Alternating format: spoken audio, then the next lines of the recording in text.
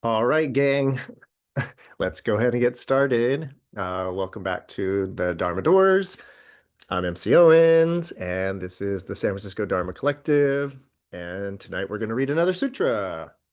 And we are going to read the next sutra in the Majjhima Nikāya, the Middle Length Discourses. So we're moving on to sutta number 97 tonight, the Dhanañjāni Sutta.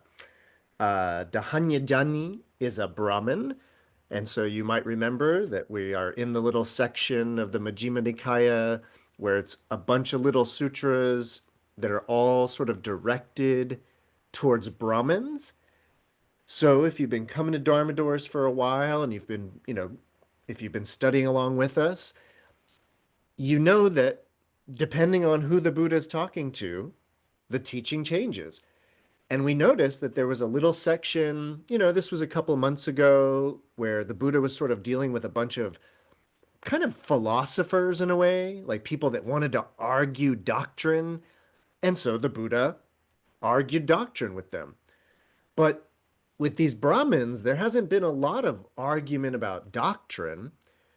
There's been a lot of discussion, though, about the caste system. And that seems to be sort of the common thread through all of these is a lot of comments on the caste, the fourfold caste system, about wealth, householding, all of these kinds of things. And tonight will be no different. Uh, we sort of have a new idea tonight with Dhanañjāni, so we're going to find out about that. Tonight's sutra is a little different because tonight is one of those sutras where there's really no Buddha. It's a what we would call a kind of a Shariputra sutra.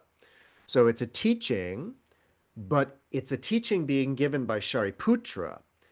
And if you've been coming to Dharma Doors, you know that I'm always, warning us we need to be very aware of the sutras where it's the Buddha talking and the sutras when it's somebody else talking. It's not the same thing. And if you've been studying along with us, you've learned that when it's like a Shariputra Sutra, there's actually something to be learned from the way that Shariputra teaches it, which is actually different than the way the Buddha teaches it. So there's going to be a few things we're going to notice tonight that we haven't really seen before, and maybe that's because it's a Shariputra Sutra. So I'll have a lot to say about Shariputra as we get into this. There's a lot of interesting little things in here, but let's go ahead and get started. So again, this is Sutta 97 of the Majjhima Nikāya. And so let's set the stage for kind of where the sutra takes place and kind of what's going on. Just to give you like a little heads up, this sutra more or less is kind of broken into two parts. This is one of those sutras that sort of has like part one and then part two. And so it'll be interesting at the end of tonight. It'll be interesting to see how the two parts are related. But let's get into it. So here we go. The Dhanañjāni Sutta. Actually, even before we start, it's helpful to know this Brahmin, his name is Dhanya or Dhanañjāni, and that word is interesting.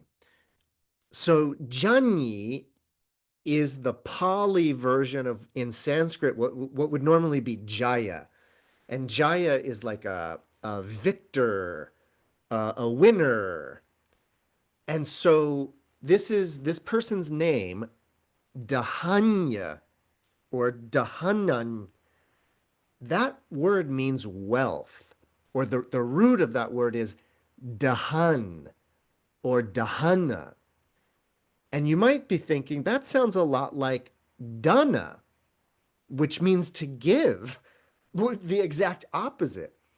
And this is the crucial aspect of the letter H. because the word D-H-A-N-A, Dhana, is different than the word D-A-N-A, Dana. Dhana, the root of that word is dahar, like Dharma. So D-H is this holding. And what's interesting about it is doing a little etymological research earlier this evening, I realized that because of this, the etymology of this word dahan or dahana, a really good English translation would be the English word holdings. Because in English, we use holdings to speak of your wealth, like what you have accumulated. Well, holdings would be an excellent translation of this idea of dahan. And then notice that dahana is the holdings, is your wealth. But this other word that's just D-A-N-A, dana, that word means to give away, to be generous, to bestow. And that's because it has a totally different root. The D-A is the da, the bestowing part of it. So this person is Dhanañjāni, so the winner of wealth. And this might be one of those sutras where maybe this was a historical person, or maybe this is kind of allegorical because his name is very fitting for the, like, what's going on with the story. So with that in mind, the winner of wealth, let's find out. So thus have I heard, on one occasion, the Buddha, the Blessed One, he was living at Rajagaha, the capital city, in the bamboo grove, the squirrel sanctuary. Now, at that same time, on that occasion, the Venerable Shariputra was wandering in the southern hills with a large sangha of bhikkhus, with a large gathering of monks. Then, a certain bhikkhu, a certain monk, who had spent the rainy season meditation retreat in Rajgaha, he went to the Venerable Shariputra in the southern hills and exchanged greetings with him. When this courteous and amiable talk was finished, he sat down at one side, and the Venerable Shariputra asked this monk, who had just got done meditating in Rajgaha, when that was finished, Shariputra asked him, "Is the Blessed One, is the Buddha well and strong, friend?" Because remember, this guy has just come from meditating with the Buddha for several months. So Shariputra, he's been all on his own, apparently, this rainy season retreat. He's been in the southern hills. And so Shariputra's like, "Oh, you just got back from the retreat? How's the Buddha doing? Is he well and strong, friend?" "The Blessed One is well and strong, friend." Shariputra wants to know, "Is the Sangha of Bhikkhus well and strong, friend?" "The Sangha of Bhikkhus is well and strong, friend." And then Shariputra says, "Friend, there's a Brahmin named Dhanañjāni living at Tandulapala Gate. Is that Brahmin Dhanañjāni well and strong?" "That Brahmin Dhanañjāni too is well and strong, friend." "Is he diligent, friend?" And the monk replies, "How could he be, friend? He plunders Brahmin householders in the name of the king, and he plunders the king in the name of Brahmin householders. His wife, who had faith and came from a clan or a family with faith, she died, and he's taken on another wife, a woman without faith, who comes from a clan without faith." Now, Shariputra is going to say, ah, that's bad news.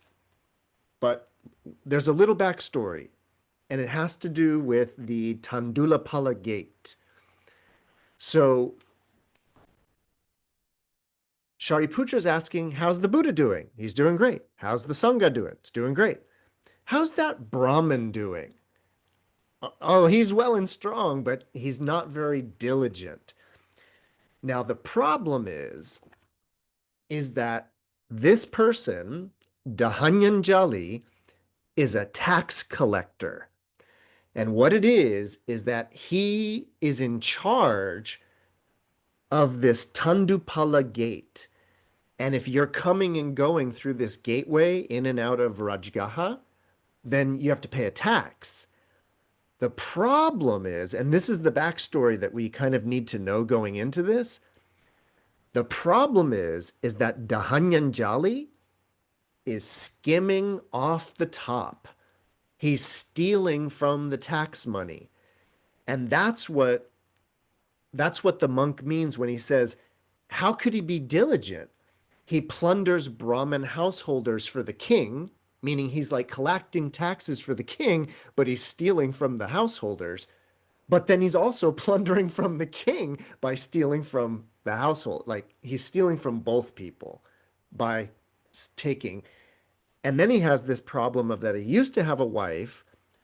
And I think we are to understand that she was a Buddhist by meaning that she had faith. She had Shraddha. But she died, and now he has a new wife that doesn't have faith in Buddha or Dharma and Sangha, and so he's in a bad situation. So really quickly, I want to talk about what is being translated here as diligent, because that's what this first section is all about. So Shariputra is like, oh, how about that Brahmin Dhanañjāni? Is he being apa, apa, apatamata? Or appamata is the word. Appamata. That is the word that we're working with for not being diligent. The root of that word, it's a complicated word, but the root of that word is mata, Matta, which basically means drunk. It means belligerent. It means utterly, not being diligent. It's being neglectful. So appamata is being not a drunkard. It's being not that way. So appamata is being diligent. And it's important because, there's a lot of different Buddhist words that could be translated as diligent, right? This idea of like either virya or bala or, these different ideas. But this is a particular idea of like, of not being negligent, like like kind of not falling off the wagon, so to speak, in that way, to keep with the metaphor of drunkenness in that way. So Dhanañjāni is a tax collector, right? But he's stealing. He's stealing from everybody, the king and the Brahmins. And so he's not being diligent. So that's the situation. So Shariputra responds to hearing this by saying, this is bad news that we hear, friend. It's bad news indeed to hear that the Brahmin Dhanañjāni has become negligent. Perhaps sometime, perhaps sometime or another, we might meet the Brahmin Dhanañjāni and have some conversation with him. Then, having stayed in the southern hills as long as he wanted to, the Venerable Shariputra then set out to wander towards Rajagaha, towards the capital. Wandering by stages, meaning, he would go for a little while and camp for a little while, go for a little while and camp for a little while. So making his way slowly towards Rajagaha. So, wandering by stages, he eventually arrived at Rajagaha. And there he lived in the bamboo grove, the squirrel sanctuary. Then, when it was morning, the Venerable Shariputra, dressed and taking his bowl and his outer robe, went into Rajgaha to beg for alms. Now, at that time, the Brahmin Dhanañjāni was having his cows milked in a cowshed outside the city. So when the Venerable Shariputra had wandered for alms in Rajgaha and had returned from his alms round after he had eaten, after his meal, he went to the Brahmin Dhanañjāni. The Brahmin Dhanañjāni saw the Venerable Shariputra coming in the distance, and he went to him and he said, "Drink some of this fresh milk, sir. Master Shariputra, drink this until it's time for the meal." But Shariputra says, "Enough, Brahmin. I've already had my meal for today. I'll be at the root of that tree for the day's abiding. You can come there." "Yes, sir," he replied. So you can tell that the Dhanañjāni knows he's in trouble. And so he was trying to be like Mr. Nice Guy, right? By being like, "Hey, Shariputra, can I get you some milk? Can I get you anything?" And Shariputra seems to have read and seen right through that and was like, "No, you're not going to placate me with a little milk. I'll be over there." So, yes, yes, sir, Dhanañjāni replied. And then, after he had eaten, the Brahmin Dhanañjāni went to the Venerable Shariputra and exchanged greetings with him. When this courteous and amiable talk was finished, he sat down at one side, and the Venerable Shariputra asked him, "Are you being diligent, Dhanañjāni?" And this is what Dhanañjāni had to say. "How can I be diligent, Master Shariputra, when we have to support our parents? We have to support our wife and children. We have to support our servants and our workers. How could we be diligent when we have to do our duty towards our friends and our companions, towards our kinsmen and relatives, towards our guests, towards our departed ancestors, towards the deities, and towards the king? And how can I be diligent when this body must also be refreshed and nourished? I gotta eat too," he says. So this is Dhanañjāni's response to why he's not being diligent. How can I be diligent? I've got mouths to feed. I got to take care of my parents. I got to take care of my wife and kids. I got people that depend on me. I got workers, right? All the way down. So this is a list of 10 relationships. And I wanted to just quickly, again, like bullet point them. So Dhanañjāni is saying, I can't practice. I can't be diligent because I have these responsibilities towards my parents, wife and children, workers and servants, friends and companions, kinsmen and relatives, guests, deceased relatives, deities, the government, the king, and then finally, one's own body. The relationship one has towards one's own body. Very interesting last part of this, right?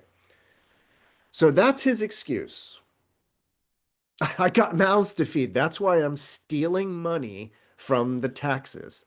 All right. So as we move through this tonight, I really want to do the thing that I try to do a lot in Dharma Doors, which is let's really try to kind of like, you know, in a way move past the specifics of the text, right? So the specific case is that this guy's stealing tax money. And he's saying, I have to steal it because I've got mouths to feed. But it could be anything, right? It could be any behavior that is going to be called akushala dharma, right? Unwholesome dharmic activity. And it's the idea of doing that unwholesome activity, but it's for my parents. Or, but I'm doing it for the right, I'm doing it for my kids. So that's where he's coming from. But if, again, we can extrapolate this to whatever we might be doing and the excuses we might be making for doing them in that way. So let's hear, Shariputra has a couple of rhetorical questions here for Dhanañjāni. So first up, what do you think, Dhanañjāni? Suppose somebody here were to behave contrary to the Dharma, to behave unrighteously for the sake of their parents. And then, because of such behavior, the wardens of hell were to drag that person off to hell. Would that person be able to free himself from hell by pleading this way? It was for the sake of my parents that I behaved contrary to the Dharma, that I behaved unrighteously. So let not the wardens of hell drag me off to hell. Or would his parents be able to free him by pleading thus? It was for our sake that he was behaving contrary to the Dharma, that he was behaving unrighteously. So, wardens, don't drag him off to hell. And Dhanañjāni replies, no, Master Shariputra. Even while the person was crying out, the wardens of hell would be dragging him off. All right, so that's our first one. Again, I want us to extrapolate. So what I mean is tonight's sutra is going to be interesting because there's going to be a whole heaven and hell thing going on, or I guess hell and heaven thing going on. So here in this first section, we're dealing with the hell idea. And again, I don't want anybody to get turned off by this. I don't want anybody to get whatever. So you really, really can think about this as like a classic, moral, ethical problem. And it's this idea that of somebody stealing from a liquor store. And they're stealing from a liquor store to feed their parents or feed their children or whoever it is. And the cops come and grab the person for stealing to take them off to jail. The person cannot say, don't arrest me. I was doing it for my kids and my parents. And the law doesn't care about that because the law is the law. So if you're not interested or you don't think in terms of like hell, you think of the judicial system. Just think of that because it's what they're talking about. If somebody were to rob from a liquor store and they did it to feed their parents, the parents couldn't go to the judge and be like, don't send him to jail. He only stole because he was trying to feed us. Once again, it doesn't work. So this is kind of a comment about karma in that way, that we all, in a way, have to deal with our own karma in that sense. So this scenario is going to play out, and I'm not going to read it all in all of its variations, but it's going to play out with all 10 of those relationships. Meaning Shariputra is going to say, okay, Dhanañjāni, let's say somebody behaves contrary to the Dharma for the sake of their wife and children. Let's say they behaved contrary to the Dharma for the sake of their workers and servants, for the sake of their friends and companions, for the sake of their kinsmen and relatives, all the way to that very interesting last one, which is in order to nourish this body.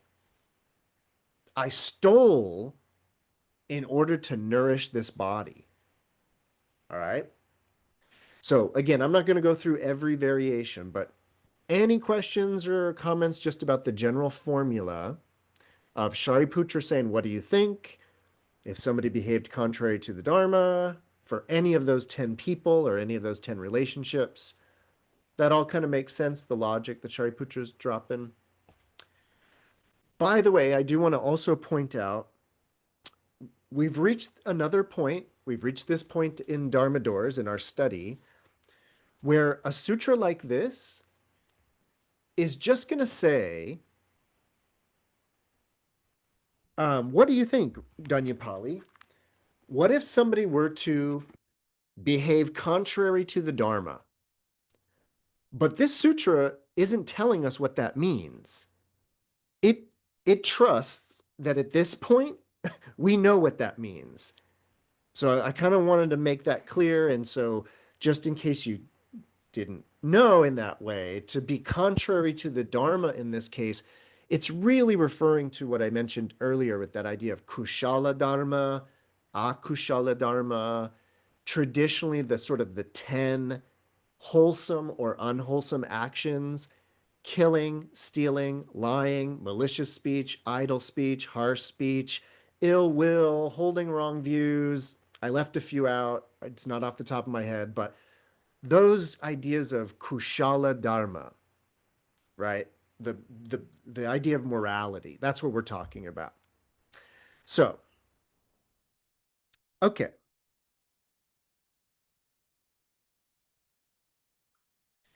And so in response to all of those, Dhanañjāni replies, "No, Shariputra," right?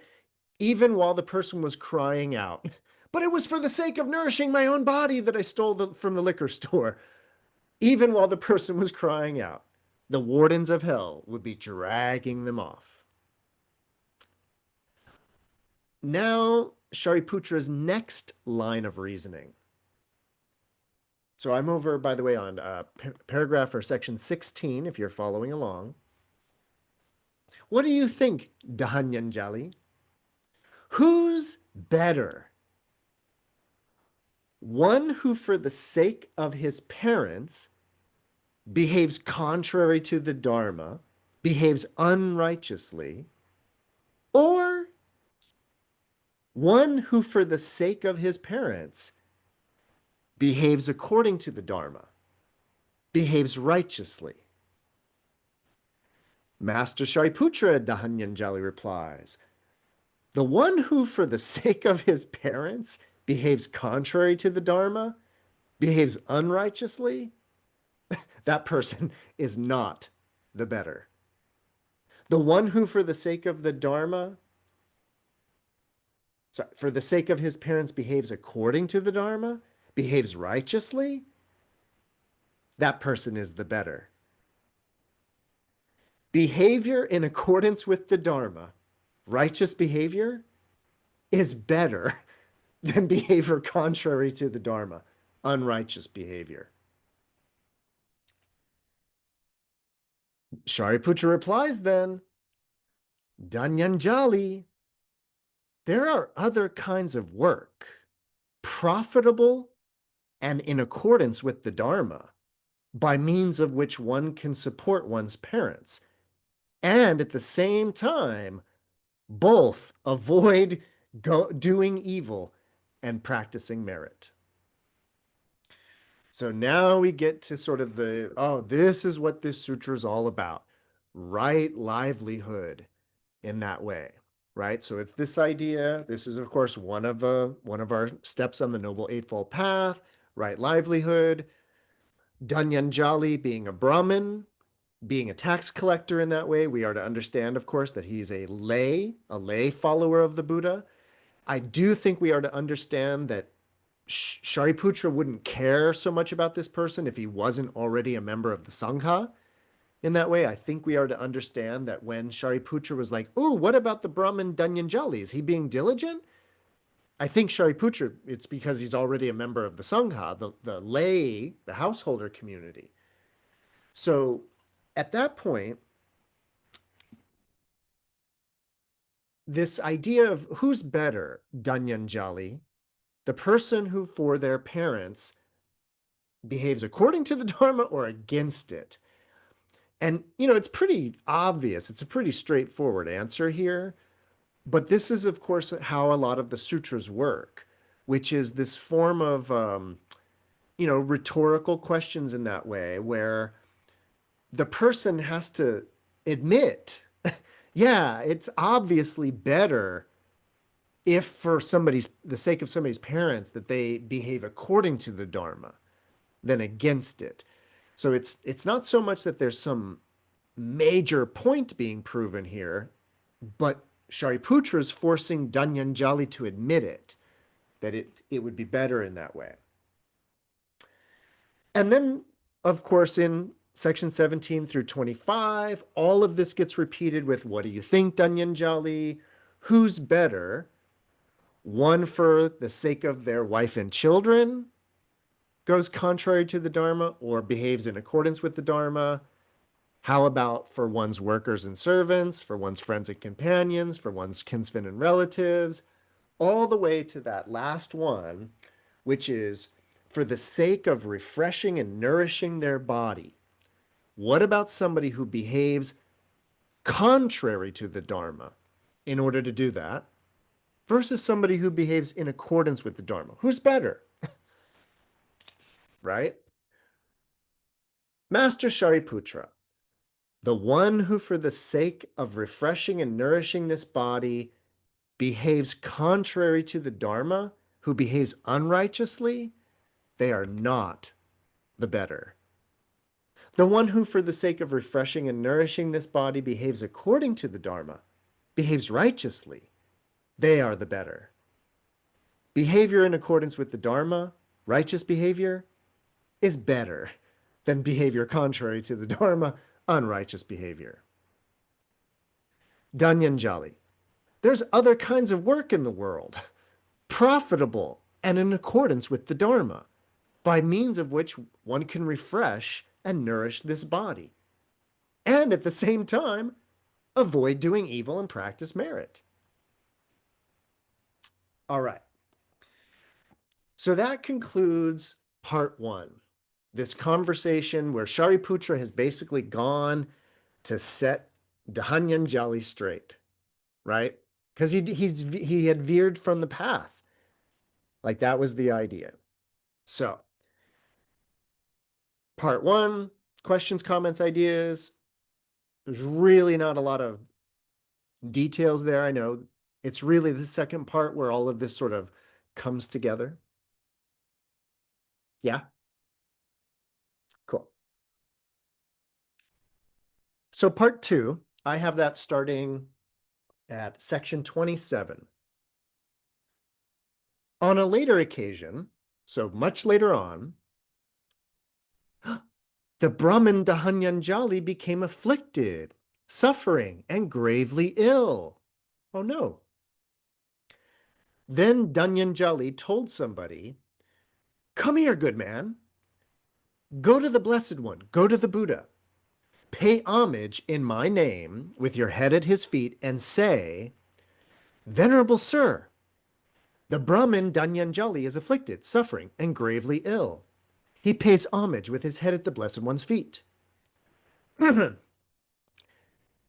go to the Venerable Shariputra, pay homage in my name with your head at his feet, and say, Venerable Sir, the Brahmin Dhanañjāni is afflicted, suffering, and gravely ill. He pays homage with his head at the Venerable Shariputra's feet. Then say this, it would be good, Venerable Sir, if the Venerable Shariputra would come to the house of the Brahmin Dhanañjāni out of compassion. Yes, Venerable Sir, the man replied, and he went to the Blessed One, and after paying homage to the Blessed One, he sat down at one side and delivered the message. Then he went to the Venerable Shariputra, and after paying homage to the Venerable Shariputra, he delivered the message, saying, it would be good, Venerable Sir, if the Venerable Shariputra would come to the residence of the Brahmin Dhanañjāni out of compassion. The Venerable Shariputra consented in silence. Before we go see Dhanañjāni, I kind of want to remind everybody of something. It's been a little while. We haven't encountered this for a little bit, so and there's a few new people around, so you might not have heard this before. So this is a theme that you see every now and then in the suttas, in the sutras of the old tradition. And what it is, it's the what is basically called inquiring about illness. And it's something that happens, not all the time, but it happens often in the suttas where a member of the Sangha is ill, and it's usually the Buddha who says, "Hey, you should go check on so and so, like they're ill." Now, what's really interesting about this is that in most of the sutras that I've seen, where it's an inquiring about illness sutra, it's often Shariputra. It's not always Shariputra, but it is often Shariputra. It seems to be that, like, when members of the Sangha were ill, the Buddha would send Shariputra to go check on them. Like, that was sort of one of Shariputra's roles, seemingly. So I want you to know that this is you could even call it a trope. I would call it a trope where it's like a repeating theme in the sutras, right? But what I want you to recognize, if you don't know about it, there is, of course, this famous Mahayana Buddhist sutra called the Vimalakirti Sutra. What is so fun and interesting about this sutra is that it is it's kind of a riff. It's a riff on the Inquiring About Illness Sutra. What I mean is, if you've read the Vimalakirti Sutra, you'll know that it's one of the sutras that is known for using humor. It's kind of very funny. And one of the funny things, and we haven't, especially in Dharma doors, we haven't talked about Vimalakirti for a long time, many, many years. So I want to remind everybody that this sutra is funny in this particular case. It's funny because what happens is that there's this long, long, long tradition of old suttas where somebody's ill, and the Buddha says, "Hey, Shariputra, you should go check on so and so and inquire about their illness." And in every single one of these sutras, Shariputra says, "Right away, my lord, right away." But what's funny about the Vimalakirti Sutra is that when the Buddha says, "Hey, Vimalakirti's sick," Vimalakirti is a householder, if you didn't know, and the Buddha says, "Hey, Vimalakirti's sick. Shariputra, you should go inquire about his illness." Shariputra says no.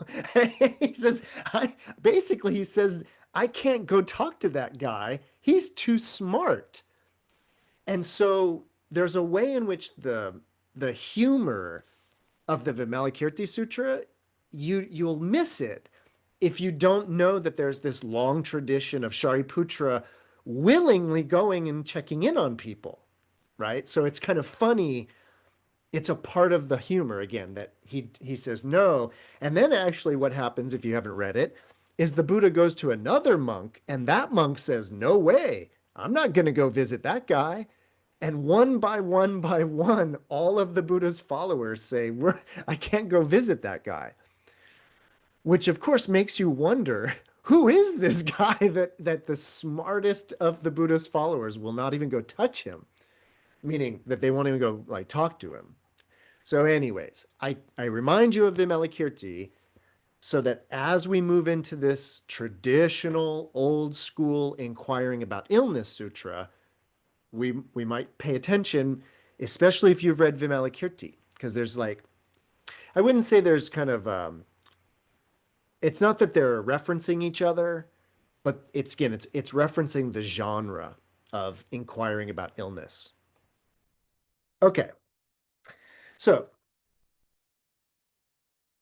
and Shariputra consented in silence. Then the Venerable Shariputra dressed, and taking his bowl and outer robe, he went to the residence of the Brahmin Dhanañjāni, sat down on a seat made ready, and said to the Brahmin Dhanañjāni, "I hope you're getting well, Brahmin. I hope you are comfortable. I hope your painful feelings are subsiding and not increasing, and that there's and that they're not, sorry.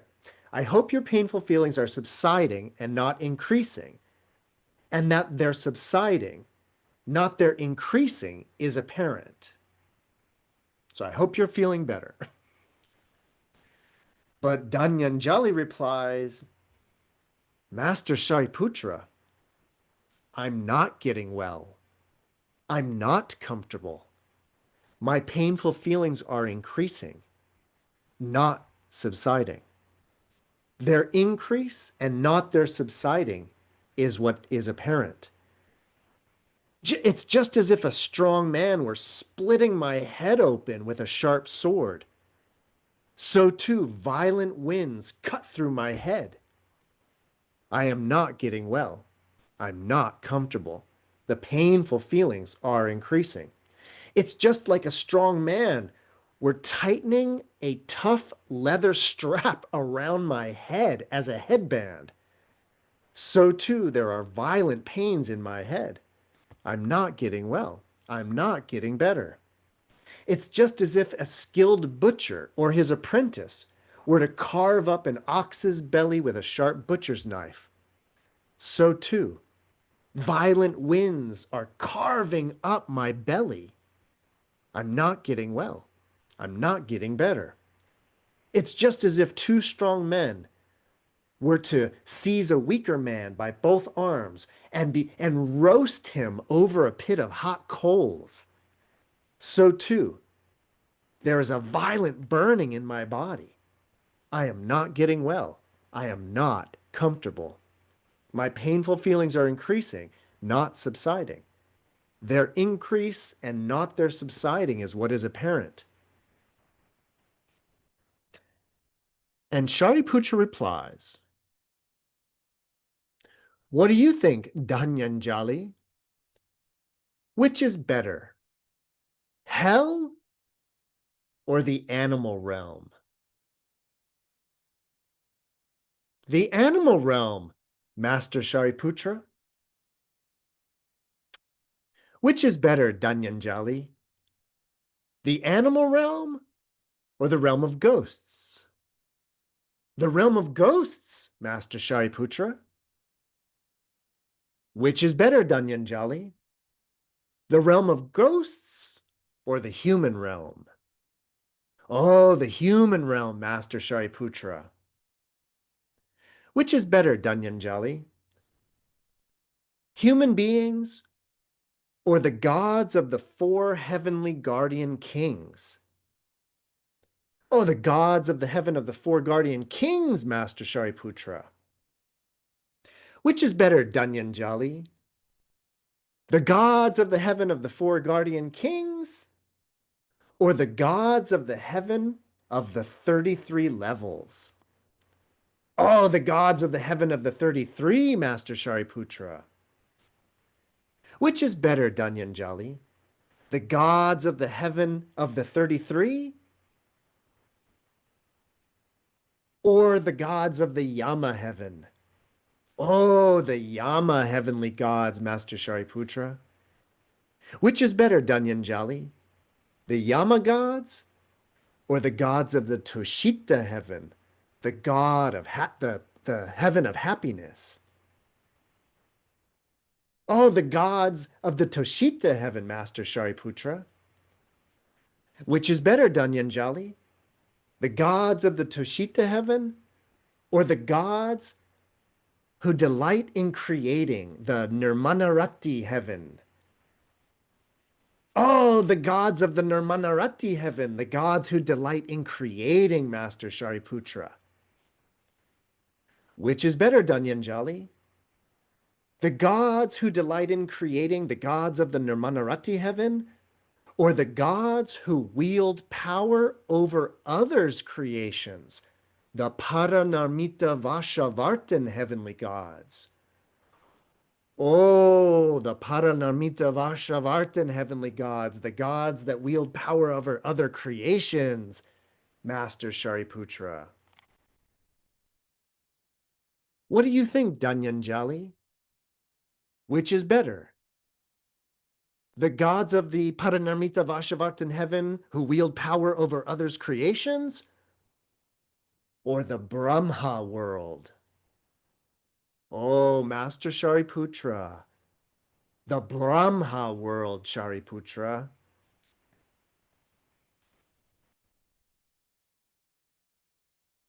Then the Venerable Shariputra thought,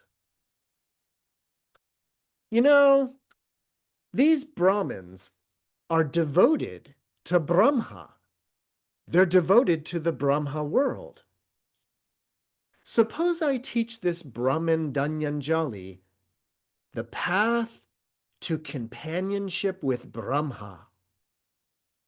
And he said, Dhanañjāni, I shall teach you the path to the company of Brahma. Listen and attend closely to what I shall say. Yes, sir, Dhanañjāni replied. And the Venerable Shariputra said this. What is the path to companionship with Brahma? Here, Dhanañjāni, a bhikkhu, a practitioner, abides, pervading one quarter, pervading one direction, with a mind imbued with metta, with loving kindness. And then likewise, a second direction, a third, and likewise a fourth. And so above, and so below, and all around, everywhere, and to all, as to oneself. One abides pervading the all-encompassing world with a mind imbued with loving kindness, abundant, exalted, immeasurable, without any hostility, without any ill will. This is the path to companionship with Brahma. Again, Dhanañjāni, a practitioner abides, pervading one quarter, with a mind imbued with karunya, compassion. Likewise the second, likewise the third, likewise the fourth, and so too above, and so too below, all around, everywhere, and to all as oneself. One abides pervading the all-encompassing world with a mind imbued with compassion, abundant, exalted, immeasurable, without any hostility, without any ill will. This too is the path to companionship with Brahma. Again, Dhanañjāni, a practitioner abides, pervading one quarter, with a mind imbued with empathic joy, mudita. Likewise the second quarter, likewise the third, likewise the fourth, so too above, so too below, all around, everywhere, and to all as oneself. One abides pervading the all-encompassing world with a mind imbued with joy, joy for others, abundant, exalted, immeasurable, without any hostility, without any ill will. This too is a path to companionship with Brahma. Again, Dhanañjāni, a practitioner abides pervading one quarter, one direction, with a mind imbued with upeksha, with equanimity. And so too a second direction, a third, likewise the fourth, also above and below, all around, everywhere, and to all as oneself. One abides pervading the all-encompassing world with a mind imbued with equanimity, abundant, exalted, immeasurable, without any hostility or ill will. This too is the path to companionship with Brahma.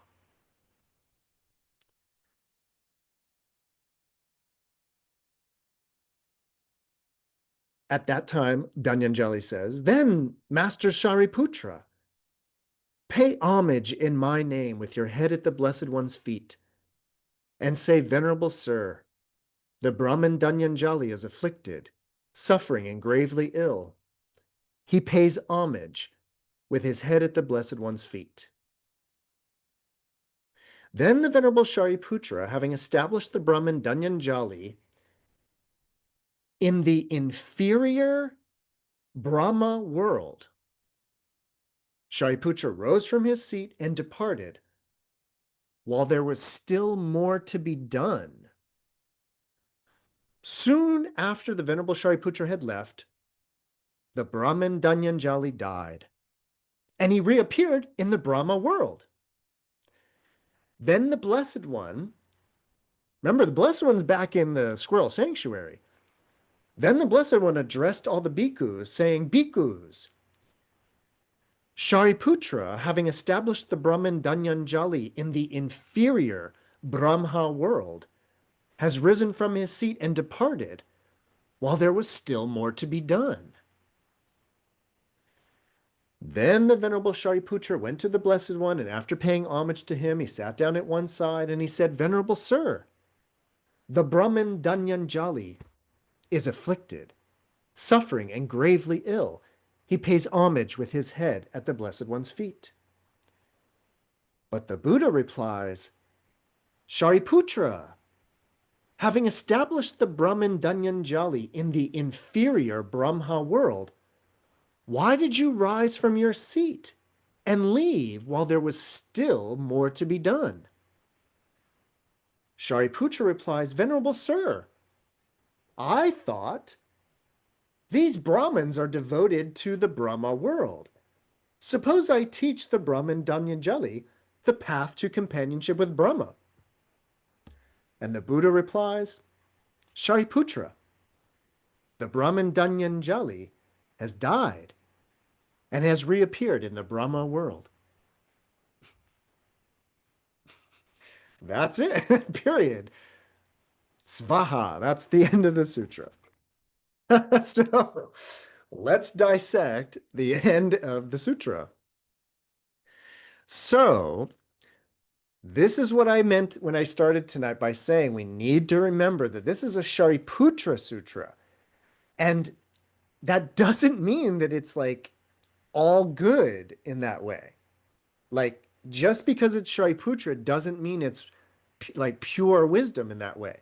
A lot of times when it's a sutra where it's somebody else, it's actually because the person messed up. And the sutra is about how they could have done it better. So, there's a couple of things going on in this sutra. I do want to quickly mention all of the weird language about like which is better.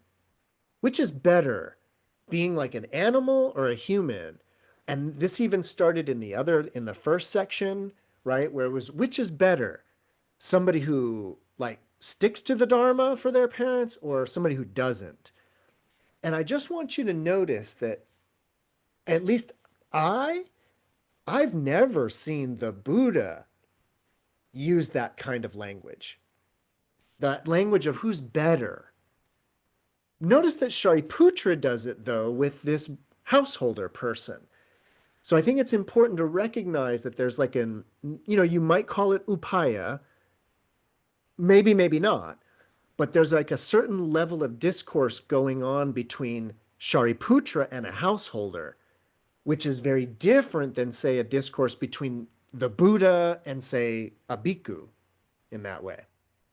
So I just want to kind of make a reference to that, all that kind of interesting language about which is better in that way. Then we get to the actual sort of teaching. So the first thing is what I mentioned kind of at the beginning, which is that this sutra has an interesting hell, heaven kind of bookends, if you will, right? That it starts with Shariputra going and saying, hey, Dhanañjāni, you got to get your act together, right? Because they're going to come basically drag you to hell for you stealing all your tax money. So there was this kind of, a threat of retribution in terms of going to hell. Then we get to the second part where poor Dhanañjāni's ill, And so then Shariputra starts talking about heaven. And we get the kind of the very interesting, like, which is better?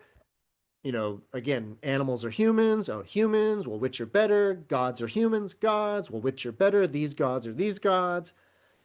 By the way, because if you've been studying Dharma for a while, you probably recognize the very classic Buddhist cosmology that goes from the hell realm to the animal realm, hungry ghost realm, human realm, and then you have these different levels of heaven. It all begins, by the way, since I have just a few extra minutes, it all begins with the realm of the four heavenly guardians. If you don't know about these are four very powerful devas, four very powerful gods. And if you're not into like all of the hell, heaven, gods, all of that stuff, just hear me or hear us out. Hear me out on the description of the four heavenly guardians.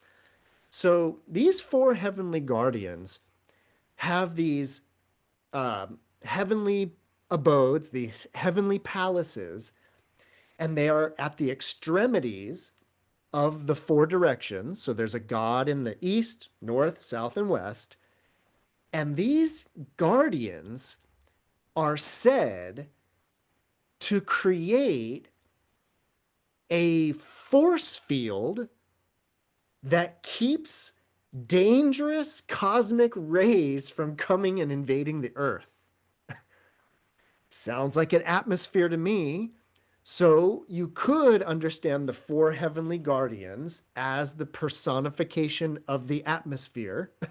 And, when the ozone layer was depleting, we were really needing to pray to the heavenly guardians to repair the ozone layer in that way. So that's the first level of heaven, are these four palaces of the heavenly guardians. Then you start to move up the slopes of Mount Meru or Mount Olympus, or whatever you want to call the giant mountain that's in the middle of the world, in which there are 33 levels of heaven. So these are where most of the devas live. This is all the servants of Shakra Devanam Indra, that kind of lives at the top of Mount Meru and is sort of the god, the leader god of all the little gods of the 33. And then after the 33, we move up to the gods of the Yama heaven. The Yama heaven, by the way, Yama is the god of the dead. Yama is the god that has the scale and takes all of your punya, all of your merit, and all of your demerit after you have passed away, after you've died. And every sentient being, at least according to basic Buddhist cosmology, every sentient being, when they pass away, goes up to the Yama heaven, has a meeting with Yama. Yama weighs all of your karma, and then from there, Yama sends you back, maybe back to Earth as a human, or maybe down as an animal, or sends you all the way to the hell realms. Or if you've done a really great job, you can go even further higher up to the Toshita heaven, the heaven of happiness. So the Yama heaven is like a way station where souls get judged in that kind of classic, kind of religious cosmological way. Then, by the way, the Toshita heaven above that, an interesting place for Buddhist cosmology, because that's where bodhisattvas take their last rebirth, is in the Toshita heaven. The significance of that, by the way, is that a bodhisattva has become, they're satisfied with samsara, meaning they're full. They're like, no more samsara for me, thanks. I've had enough suffering. And so the Toshita heaven actually means the heaven of satisfaction. It's this idea that you're done with all of that. So you made it all the way to the Toshita heaven. But If you were really good, if you really accumulated a lot of good merit, you could go beyond the Toshita heaven to the Nirmanarati heaven. The Nirmanarati heaven is where you get to just create whatever you would like, and it just appears. It just appears in front of you. Whatever you want to eat, boom, it's in front of you. You want to be on a roller coaster? Boom, you're on a roller coaster. So that's the Nirmanarati heaven, the heaven of like playfulness, playful creating, it's called. But then you might make it all the way to the highest heaven of the realm of desire, the Paranamita Vashavartan heaven, which literally means those who hold power over the creations of others. And what this heaven is it's the heaven where you have run out of ideas. You don't even have any more ideas left of what you would like to produce. So what you do is you produce these beings that then produce things for you. They're basically kind of like AI agents that just produce entertainment for you because you've run out of ideas. So that is the highest level of, of desire realm, heavenly desire realm activity. So Shariputra, of course, I would say, or the way that I read that, he was trying to take Dhanañjāni's mind off of it, right? He's sort of kind of like, come with me, like come out of that suffering human realm. And so they kind of go on this little like visualization experience. And then once they get up to the very highest heaven of the realm of desire, where Dhanañjāni in that way could just have things being created for him, that's where Shariputra has this thought. Hey, these Brahmins, they're Brahmins, like they are worshippers of Brahma. I should introduce Dhanañjāni to Brahma. I should teach him how to go see Brahma. And that's where we get what is the classic metta meditation, but it's actually, of course, the four immeasurables. They are called the four immeasurable mind states. I want to remind you that these are called immeasurable because of that language that you are, first, you're developing these in series, beginning with loving kindness, but then to a kind of compassion, then this joy, and then just evenness, equanimity. But with each of those mind states, you are, imbuing, you are engulfing north, south, east, west, above, below, everywhere. And then there's this language that this mind that is imbuing the whole world, encompassing the whole world, pervading the all-encompassing world, that level of kindness, that level of compassion, it's described as being abundant, exalted, immeasurable. And that's why these are called the four immeasurable mind states. Now, there's a couple of things that I was looking forward to doing this sutra tonight, because we've talked about this a few times in the past. We've talked about how the four immeasurable mind states, that metta loving kindness meditation, it's not exclusively a Buddhist practice, right? So we want to remember that this practice predates Buddhism. It's an old practice. And we've even seen in this section on the Brahmas, the Brahmanyas, the Brahmins, we've seen that it is a practice of the Brahmins to basically, if a Brahmin, now remember, a Brahmin is a priest, he's going to do a ritual. It's part of what a Brahmin is in the business of doing, is sort of like rituals for people. And part of that ritual process, well, part of it is purification. So a kind of ritual bathing, but also adhering to certain morality in order to purify the body. But then what a Brahmin does, and this is, by the way, we are gleaning this. We are kind of we're piecing this together from the sutras, but it sounds like basically that if I were a Brahmin and you were, let's say somebody was like ill at your house and you wanted to invite me over to do a ritual that would bring health and wellness to the household, if I were the Brahmin, I would purify myself and then I would get into a meditative state and I would like wrap your house in metta. I would wrap your house in loving kindness. I would wrap your house in compassion and joy. I would do that. And then I would go there and do the ritual.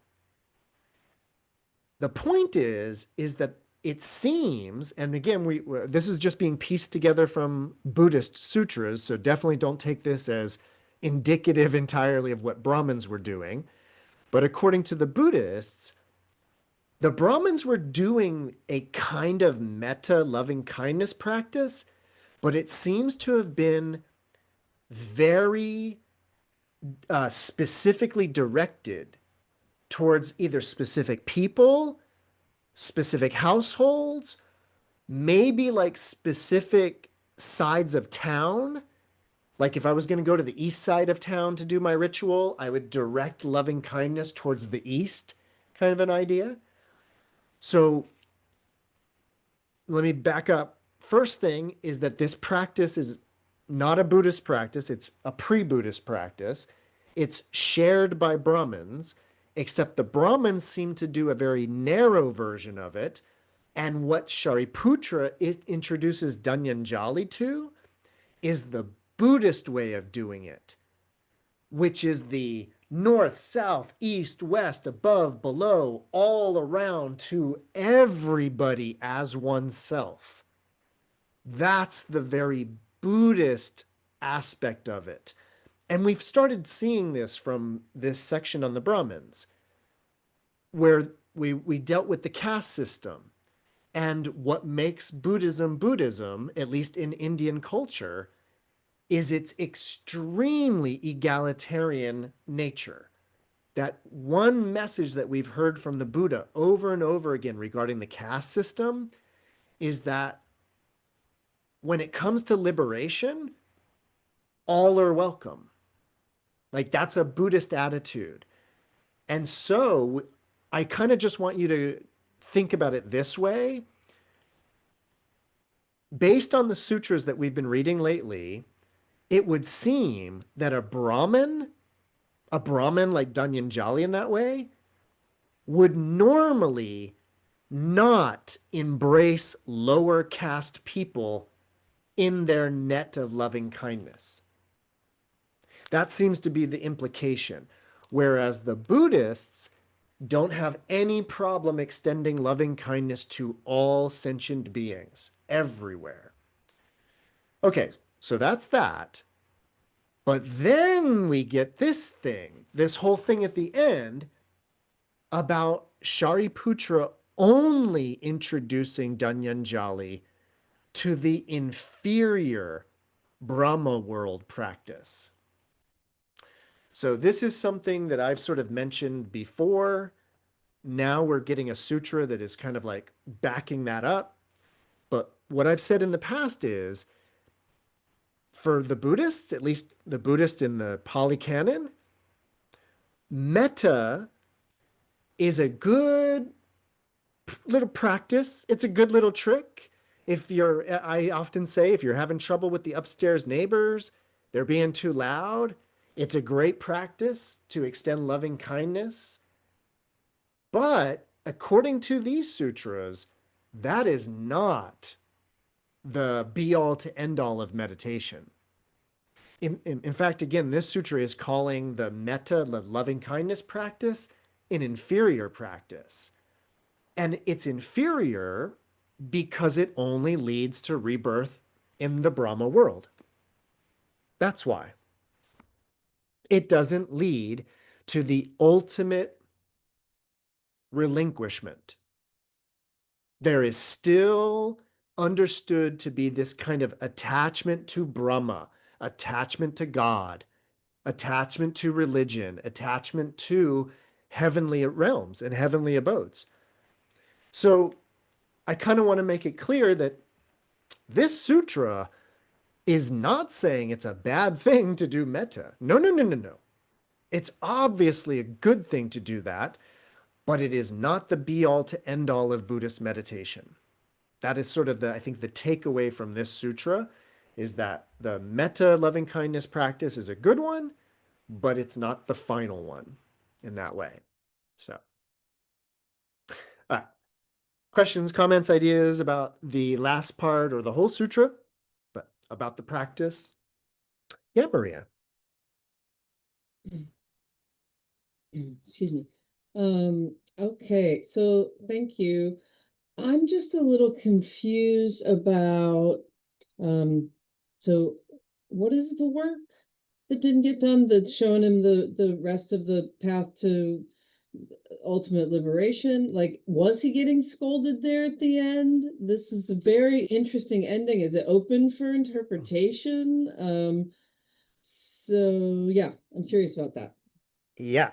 So I think my interpretation of it is that Shariputra is being a little bit scolded by the Buddha for not taking Dhanañjāni all the way and leaving him there. And this has to do, by the way, with some um, so by the way, like the fact that he's a tax collector who is stealing, we know this from the commentary section, from the commentary tradition. We also know from the commentary tradition that, and this is complicated, so just hear it for what it's worth. The commentary says that Dhanañjāni could have basically become a stream enterer, or he could have entered the stream, and that's why Shariputra messed up, because Dhanañjāni could have gone further. Now, there's other situations where the person couldn't have gone any further. They just like didn't have the karmic disposition. And so the getting to the Brahma world is as good as they are going to get anyways. So the commentary tradition says that the reason why Shariputra was sort of scolded is because Dhanañjāni could have went further and Shariputra didn't see it. Whereas the Buddha already knew he could have, and then is like, oh darn, he could have gone further. So yeah. And is everybody, because we keep saying this, everybody understand what we mean by going further versus just the Brahma world? Because this is like a really important Buddhist point here. Because remember, as Buddhists in that way, we're not trying to get into heaven, right? Like, and when I say that, like, we're not trying to get into heaven. The point is, we're not trying to get anywhere. We're trying to wake up to that there is nobody to get anywhere. And that would be liberation right here, right now. And that's and stream entry, of course, is that first glimpse into no self. Remember, if to enter the stream is when you're like, oh, shoot, there's no contiguous self over time. There's only this arising state of consciousness. Wow. But then you might forget that little insight and go back to thinking in terms of I, me, and mine. But if you've had that initial, like, oh, that's kind of stream entry. And then if you keep working on that insight, you might only get reborn one more time. And if you keep working on that insight, you might not get reborn at all and wind up in one of those heavenly realms we were just talking about, where you'll finish up the practice. Or you could go all the way in one lifetime, become an arhat, realize entirely that there's no self, and be free. So that's the idea of like why, yes, rebirth in a Brahma realm is way better than in hell realm or anything like that. But as Buddhists, we're going for this sort of actual freedom. So Any other questions, comments, or ideas about Dhanañjāni? I have something with pleasure. Yes, please. Thank you so much. Oh my God. That statement slash comment way back there, there are plenty of there are plenty profitable gigs, works, Yep. abiding. What a statement. Like that, you know, that could have been the sutra written yesterday or 2000 years ago. Yeah. But I think in this capitalist reality, especially how you elaborated so nicely the 10 directions relations, those Mm. excuses from the five and then the other five absurd ones, the deities and the stuff to satisfy, Sure. deviating from the Dharma to basically to not, accept there are profitable work. It's so touchy, it's so fragile. And I think to so many of us, there's conflicts with other people and ourselves as well, or with ourselves and other people about like, is there other profitable gigs abiding or I have to betray, right? And it's really interesting, the Sangha in that sense. I think it's very radical statement. I wonder what they meant too. What are, it's brave to Sure. acknowledge there are those gigs, Yep. it's kind of privileged.